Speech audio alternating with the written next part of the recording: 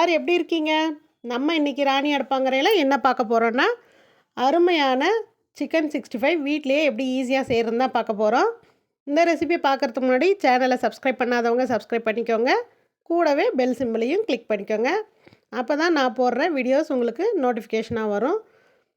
வாங்க இப்போ வீடியோக்குள்ளே போகலாம்.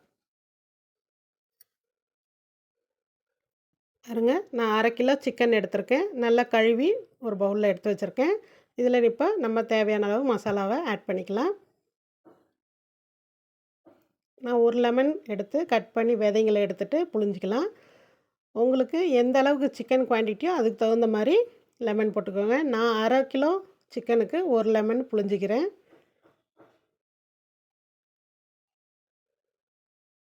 லெமன் எதுக்கு சேர்க்குறேன்னா நல்லா சாஃப்டாக இருக்கும்.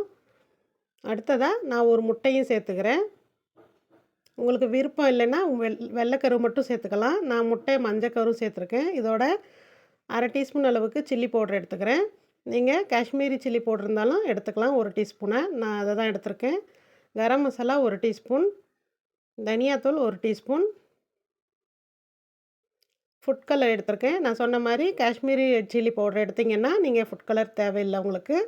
நான் இல்லாதனால நான் கலர் ஆட் பண்ணியிருக்கேன். தேவையான அளவு உப்பு போட்டு நம்ம நல்லா இதை மிக்ஸ் பண்ணி விட்டுருவோம். நம்ம முதல்லையே உப்பு இந்த மசாலாவை ஏன் கலக்கிறோன்னா, நமக்கு கோட்டிங்கு இப்போவே நம்ம பவுடரெல்லாம் போட்டு மிக்ஸ் பண்ணோம்னா இந்த உப்பு காரம் அதில் சேராது.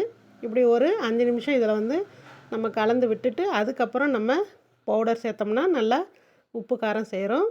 இப்போ நான் ரெடிமேடு கபாப் பவுடர் தான் எடுத்திருக்கேன். சிக்கன் கபாப் பவுட்ரு ஸ்பர்ஷ் கம்பெனியில். நீங்கள் எந்த கம்பெனி வேணாலும், ஆச்சியோ, சக்தி, தேஜா எதை வேணாலும் நீங்கள் எடுத்துக்கலாம். இதுலேயே உப்பு காரம் அதிகமாக இருக்கிறதுனால நான் லைட்டாக போட்டிருக்கேன். 1 டீஸ்பூன் அளவுக்கு இஞ்சி பூண்டு பேஸ்ட் சேர்த்துக்கோங்க. இப்போது நம்ம இஞ்சி பூண்டும் இந்த மாவோட கலந்து மேல் மாவில் நமக்கு இஞ்சி பூண்டு ஃப்ளேவரோட உள்ள உப்பு காரமும் சேர்ந்து நமக்கு டேஸ்ட்டை கொடுக்கும்.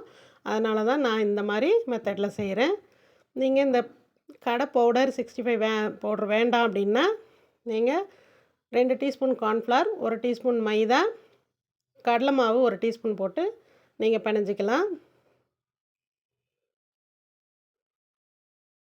இந்த மாதிரி எல்லாம் நல்லா கலந்து விட்டுட்டு ஒரு 1/2 மணி நேரம் மூடி வச்சுருவோம். நல்லா இது ஊறி வந்துடும். 1/2 மணி நேரம் ஊறி வரட்டும். பாருங்கள், 1/2 மணி நேரம் கழித்து நான் எடுத்திருக்கேன். நல்லா ஊறி வந்திருக்கு பாருங்கள். மசாலாலாம் நல்லா கோட்டாகி நிறையவும் நமக்கு பவுடர் தெரியாமல் சிம்பிளாக கொஞ்சமாக காரத்தோட அருமையான 65 நம்ம இப்போ பொரித்து எடுத்துக்கலாம். கடாய் வச்சு எண்ணெயை ஊற்றி நல்லா சூடானதுக்கப்புறம் நம்ம சிக்கனை போட்டுக்கலாம். நான் கொஞ்சமாக தான் எண்ணெய் எடுத்திருக்கேன். எனக்கு எண்ணெய் வேஸ்ட் ஆயிரும் கவிச்சி எண்ணெய் அப்படின்றதுனால நான் கொஞ்சமாக எடுத்திருக்கேன். உங்களுக்கு வேணும்னா நீங்கள் அதிகமாக எண்ணெயை ஊற்றி பொரித்து எடுத்துக்கலாம். நான் 1/2 கிலோ சிக்கனை 2 ஈடாக நான் பொரித்து எடுத்துக்கிறேன். 2 நிமிஷம் இல்லாட்டி 3 நிமிஷம் வேக விடுங்க. உடனே பிரட்டினீங்கன்னா கடாயில் ஒட்டிக்கும். ஏன்னா ஏற்கனவே நான் எண்ணெய் கம்மியாக ஊற்றிருக்கேன். நீங்கள் நிறைய ஊற்றுனீங்கன்னா கூட ஒரு 2 நிமிஷம் 3 நிமிஷம் விட்டு பிரட்டி விடுங்க.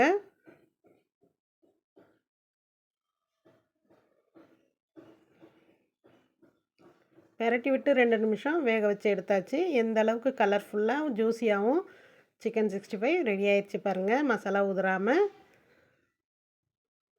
இப்போ இது ஒரு பிளேட்டுக்கு மாற்றிக்கலாம்.